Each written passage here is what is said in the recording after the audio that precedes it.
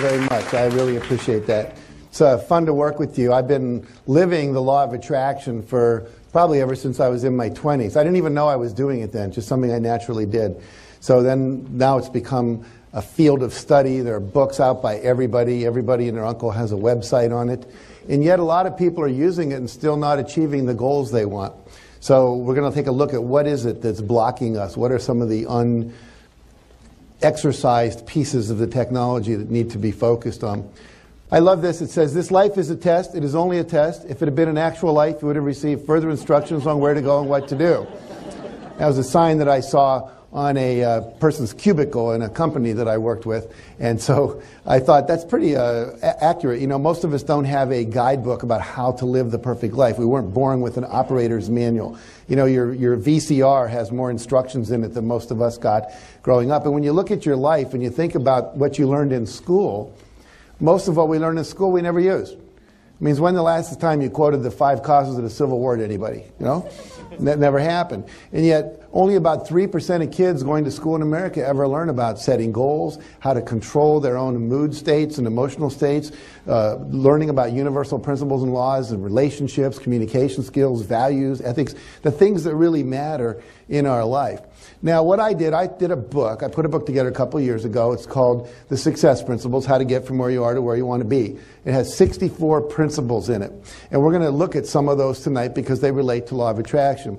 I'm also going to draw upon the movie The Secret and the book The Secret, which I was featured in along with 23 other people. How many of you have seen The Secret, by the way? Can I see a show of hands? Almost everybody. How many have not, just to make sure? Okay, about a fourth.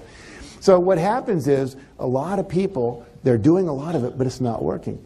And one of the reasons is because they're sitting there visualizing and thinking it's all going to work. They just have to have a good feeling, create a vibrational match, ask, believe, receive, and sit in their bedroom and a Cadillac will show up in their garage, you know? And unless you live at the bottom of a hill, like where a T is, you know, it's not likely.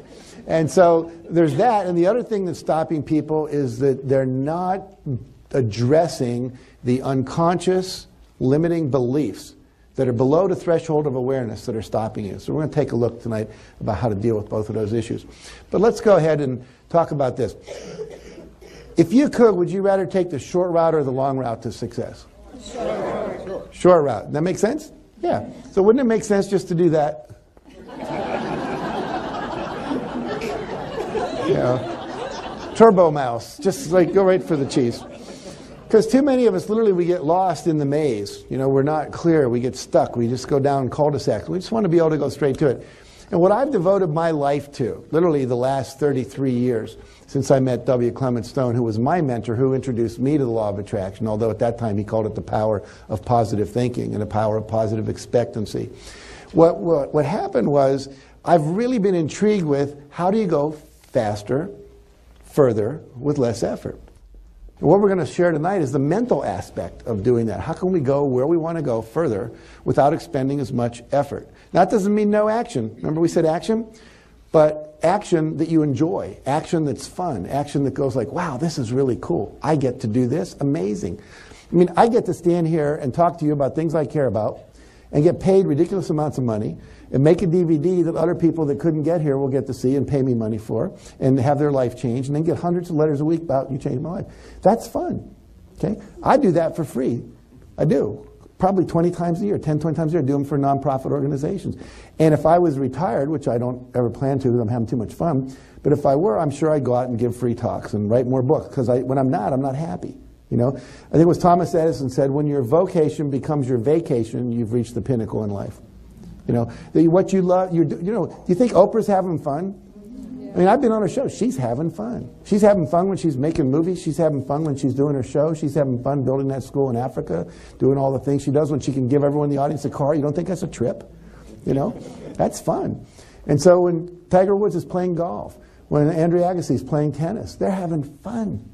So you want to figure out, and one of the things we talk about in law of attraction is follow your bliss, follow your heart, do what you love, the money will follow. Create the vibrational match for bringing in more by doing the things that make you feel good. So law of attraction is always at work. People say, well, it's not working in my life. I have the worst luck ever. You know? Well, guess what? They're focusing on what? the worst luck ever. And what they get more of? More bad luck. Okay? So whatever you think about, focus on, you're going to get more of. And the reality is most people spend their entire life talking about reality. And what you have to do if you're going to become successful with the law of attraction is talk about your vision. Talk about what you want. Talk about how you're expecting it to happen.